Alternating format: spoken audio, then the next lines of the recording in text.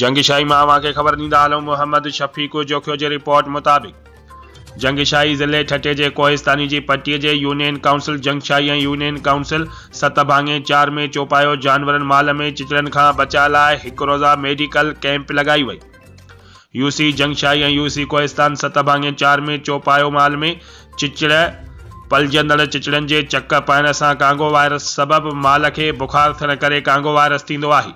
Doctor Abdul Aziz Rustamani deputy director livestock development Kohistan Jungshahi stock assistant Zahid Bugio साहब हिन सां ॻाल्हाईंदे चयो।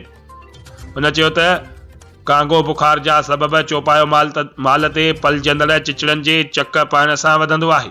उन खां अलावा ही मर्ज़ मुतासिर जानवर या माण्हुनि जो रत या गिग सां बि वधंदो आहे। तेज़ बुखार जिस्म ऐं उज़वनि में जो सूर, मुंहं ऐं नक मां रत जो वहण, उल्टी, गिचीअ जो सूर, बुख जो न लॻण, रोशनी बर्दाश्त न थियण ऐं अखियुनि जो सुजी पवण, जिस्म ते ॻाढ़ा निशान या दॿा। ॿारनि खे जानवरनि सां खेॾणु न ॾियो।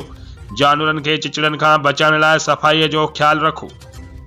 पंहिंजे पालतू जानवरनि ऐं माल खे चिचड़नि खां बचाइण लाइ मुख़्तलिफ़ ॻोठनि में वैक्सीन ऐं चिचड़ मार स्प्रे कयो वञे।